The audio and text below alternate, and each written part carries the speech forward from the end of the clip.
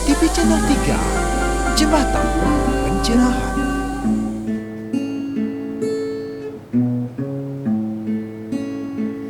Marilah belajar tentang kebenaran antara hati, raga, dan jiwa. Inilah ajaran. Pemirsa ITV, Napi Orti, kita jumpa lagi di kanal YouTube ITV Channel 3, Jembatan Pencerahan.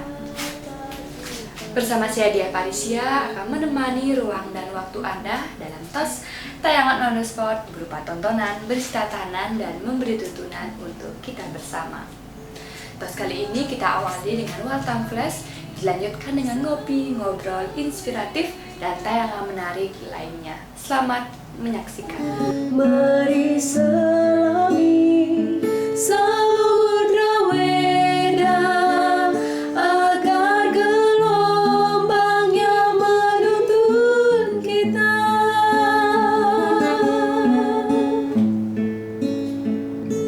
Agar jiwa raga selalu selaras, tak saling menghina, tak saling meninggalkan hakikatnya.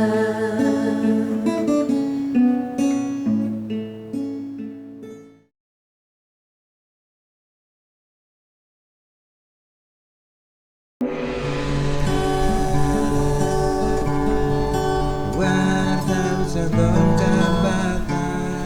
Pemirsa HiTV Channel 3, kita jumpa kembali dalam program bulanan spesial mengulas terbitan terbaru majalah Wartam.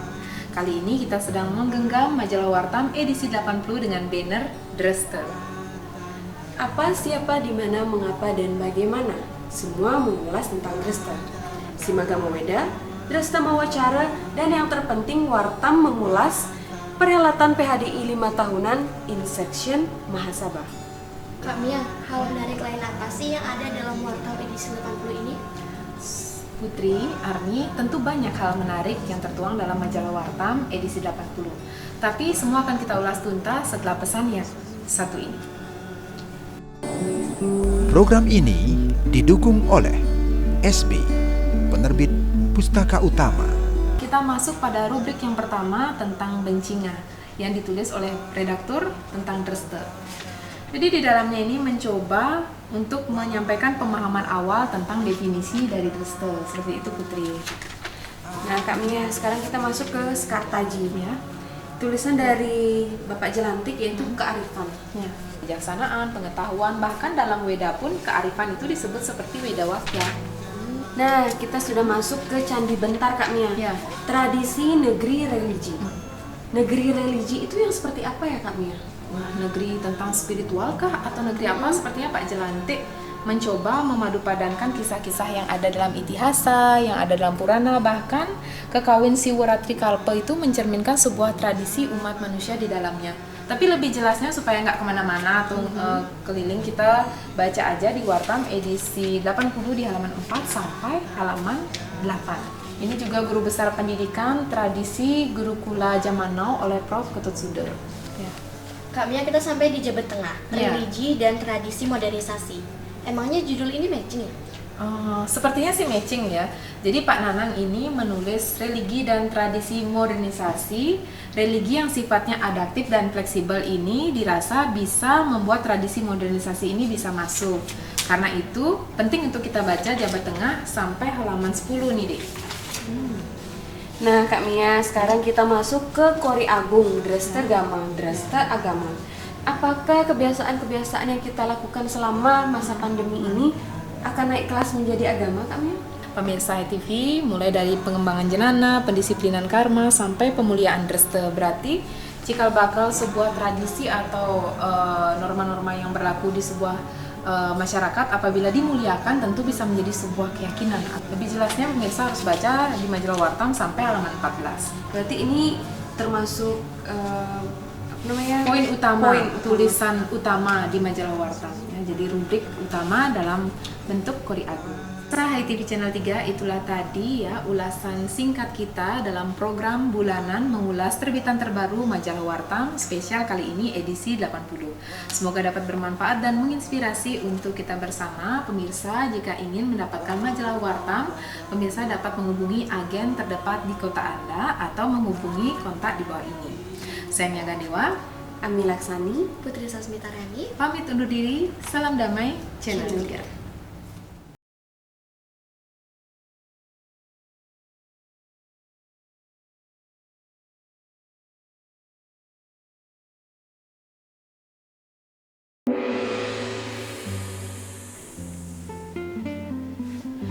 Pemirsa Hai TV Channel 3, mari kita simak kembali sharing session bersama Miss Nancy Bergau, seorang pekerja PBB dan pemerhati anak yang telah mendonasikan 125 buku-bukunya pada Himri Hindu Micro Library bagian ketiga dari Gedung 3. Penting bagi kita untuk menyimak seperti apa kepeduliannya terhadap anak-anak Bali, seperti apa setelah yang satu ini.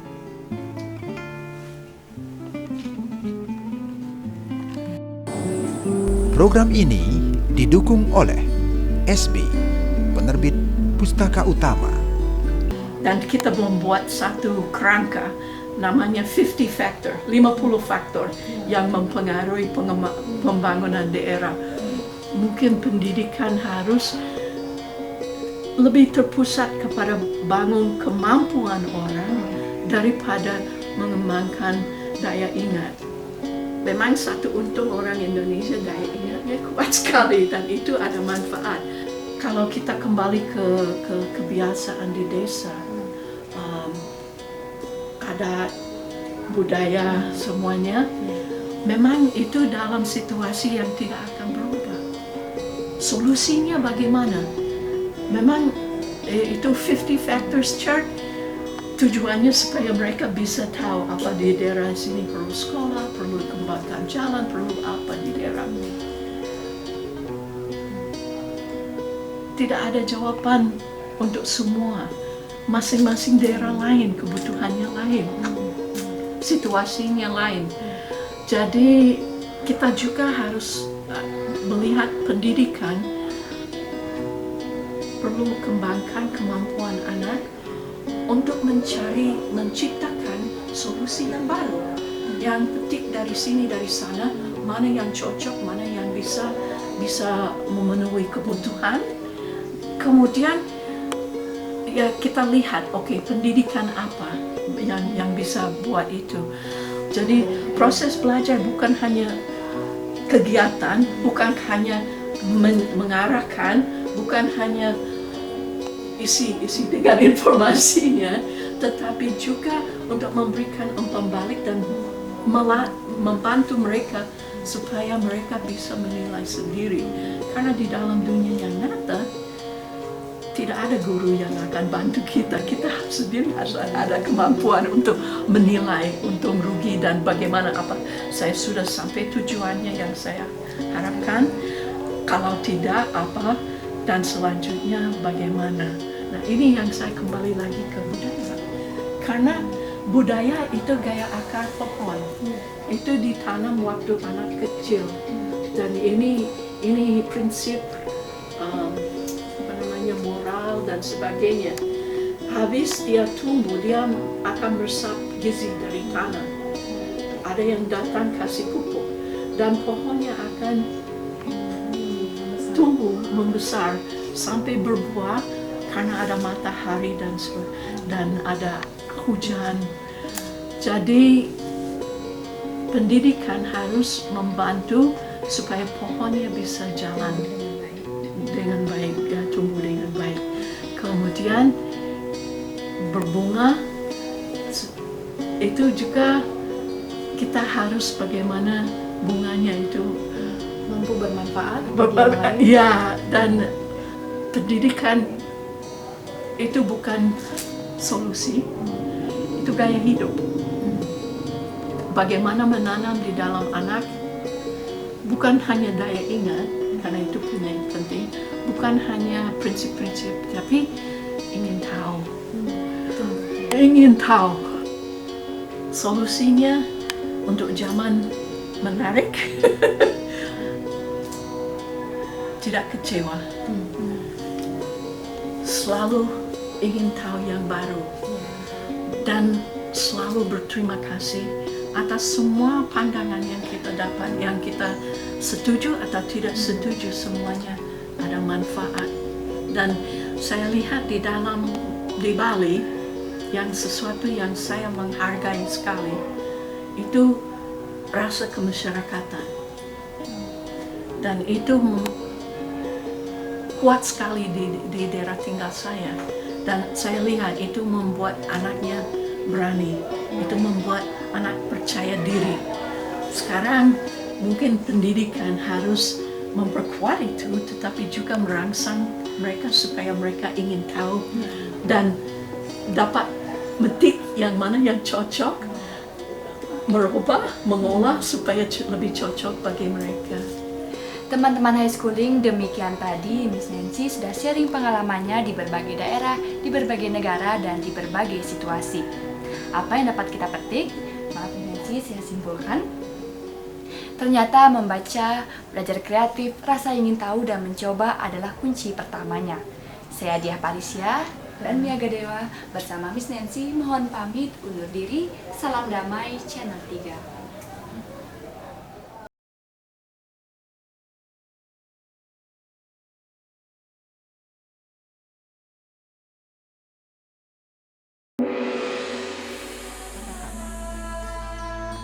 Intisari mutiara kata, jadikan arah. Membaca buku digital seperti berenang di kolam renang. Membaca buku konvensional ibarat berenang di laut dalam dengan pengalaman dan pemandangan lebih indah. Karena itu, baca buku konvensional. Saya, Wayan Pemindia, untuk ITV Channel 3, Jembatan Pencerahan. Berkata berlaksana.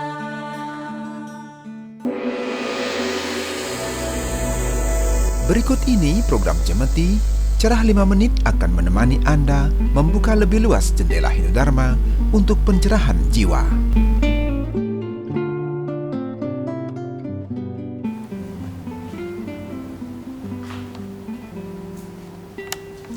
Pemirsa HiTV Channel 3, kita jumpa kembali dalam program Cemeti, Cerah 5 Menit. Senang sekali saya Mia Gandewa bersama Bapak Gusti Ketut Widana yang akan mengudarkan tentang topik bahasan kita kali ini, mengenal indria dan cara mengharmoniskannya. Seperti apa? Temukan jawabannya setelah yang satu ini. Program ini didukung oleh SB, penerbit Pustaka Utama. Pemirsa HiTV Channel 3 masih di Studio Wartam, Napi Orti, Pak Widana. Becik Astungkara. Astungkara, becik selalu ya. Kita langsung saja Pak, mengenal indria. Tentu kita ketahui ada konsep panca indria. Itu ada indera penciuman, indera praba, indera perasa, dan masih ada indera-indera yang lainnya. Nah sebelum masuk ke cara mengharmoniskannya nih Pak, lebih dekat lagi dengan indria, bisa dijelaskan tentang indria itu Pak? Oh iya, suksemo. Jadi kalau kita merujuk pada konsep penciptaan, apalagi dikaitkan dengan filsafat Samkhya, misalnya di situ ada disebutkan 25 tatwas yang menyebabkan terjadinya Buana Agung dan Buana Alit. Salah satu diantaranya adalah panca budindriya. Nanti ada juga panca karmendriya. Nah terkait dengan panca indriya tadi, lebih mengarah kepada panca budindriya dulu, yang ada 5 unsur penggerak. Mulai dari mata untuk melihat, kemudian hidung untuk mencium, membaui, lidah untuk mengecap atau mengatakan suatu, telinga untuk mendengar, dan kulit sebagai indera peraba. Nah dalam konteks ini seperti dikatakan tadi, kelima unsur ini satu sama lain saling berperan dan mengambil fungsi.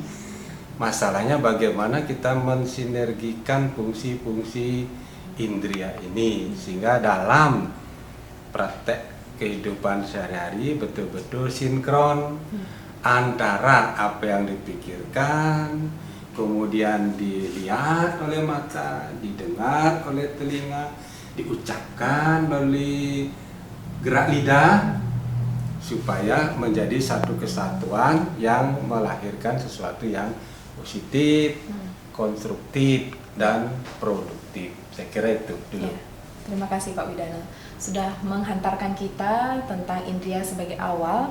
Lalu apa yang bisa kita lakukan baik itu secara spiritual maupun material agar panca indera kita ini dapat berjalan dengan baik dan harmonis nih Pak? Ya, inilah konsep Hindu yang mengajarkan namanya saja panca budindriya. Budi itu kan berhubungan dengan hal-hal yang abstrak sebenarnya, tapi dia masuk ke ranah kebijaksanaan dalam menggunakan, memfungsikan panca indera ini. Contoh misalnya, dalam situasi sekarang misalnya, kita kan melalui telinga banyak mendengar berita, informasi, lalu melalui mata, penglihatan, kita bisa baca, kita bisa tonton.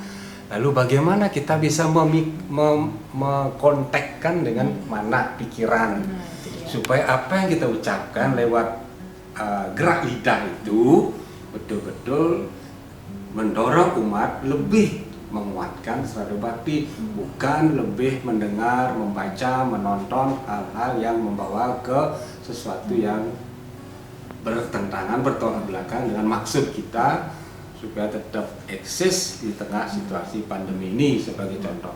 Saya kira itu dulu. Oke. Seperti yang Bapak sampaikan tadi tentang panca indera seperti itu saling bersinergi satu sama lain. Nah, apabila seandainya mengalami suatu gangguan, kalau misalnya kita kaitkan dengan pandemi saat ini, tentu dari mata misalnya banyak diperlihatkan pemberitaan-pemberitaan yang belum tentu kebenarannya seperti itu, sumber yang pasti. Kemudian dari pendengaran misalnya, kita banyak mendengar sesuatu hal yang berkaitan dengan hoax atau kebohongan misalnya. Nah, kalau seandainya dengan penciuman misalnya membawi hal-hal yang tidak baik misalnya atau yang tidak sedap misalnya seperti itu. Nah, bagaimana caranya menanggulangi ini atau menghadapi sebuah gangguan dalam panca indera? Nah, tadi sudah secara eksplisit sudah dijelaskan. Satu contoh misalnya, kita kan punya dua mata, bola mata. Mata itu bebas melihat apa saja untuk digunakan untuk membaca misalnya atau menonton berita, informasi. Kemudian kita mendengarkan melalui dua telinga juga.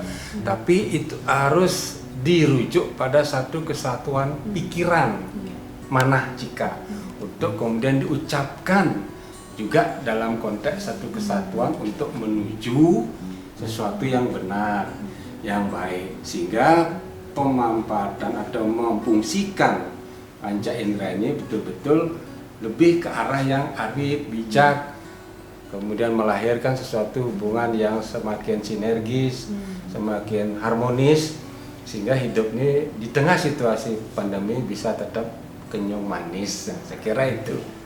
Ya, menarik Bapak. Dan terakhir Bapak sebagai penutup dan pemungkas tanya kita, nah apa sesungguhnya esensi terpenting dari indria ini Pak? Nah, manusia tanpa indera atau indria ini nonsen, tidak akan berfungsi maksimal. Oleh sebab itu, fungsi-fungsi indera ini mulai dari mata, lihatlah, kemudian melalui telinga, dengarlah, kemudian lewat lidah, ucapkanlah sesuatu itu dengan baik, dengan benar, tentunya untuk mencapai kebaikan dan kebenaran kita bersama.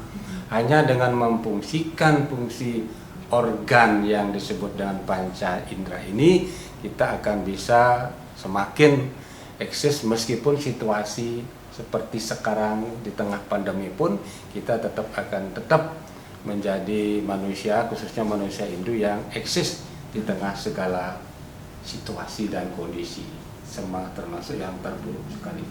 Saya kira itu. Ya, terima kasih Pak Widana. Pemirsa, itu dia tadi obrolan singkat kita dalam program Cemiti Cerah 5 Menit. Semoga dapat bermanfaat dan menginspirasi untuk kita bersama. Saya Mia Gandewa bersama Bapak Gusti Ketut Widana pamit undur diri. Salam damai, Channel 3.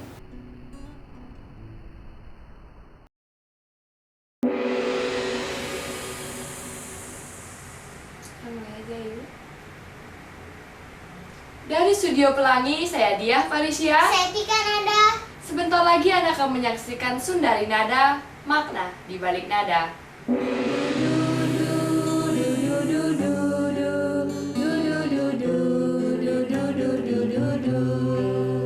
Mari kita menyanyikan lagu Hinduni memuja Yahweh dengan irama jiwa kita mendaki puncak keheningan hati.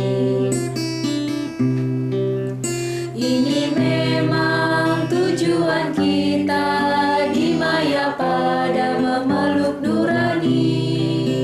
Ini memang tujuan kita di maya pada memeluk nurani. Ini juga disebut salah satu cara mencari yang widih di antara bakti marga karma, marga jnana, dan sang yoga marga. Demikian tadi pemirsa Sundari Nada, makna di balik nada menjadi sajian akhir kebersamaan kita. Semoga dapat bermanfaat dan menginspirasi untuk kita bersama. Saya Dia Parisia mewakili seluruh kru HiTV Channel 3 mohon pamit undur diri. Maaf jika ada tak berkenan. Terima kasih atas kerjasamanya.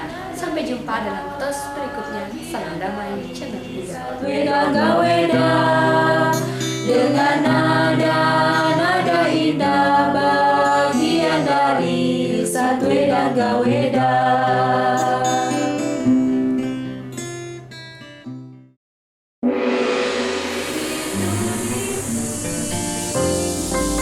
HiTV Channel 3, Jembatan Pencerahan.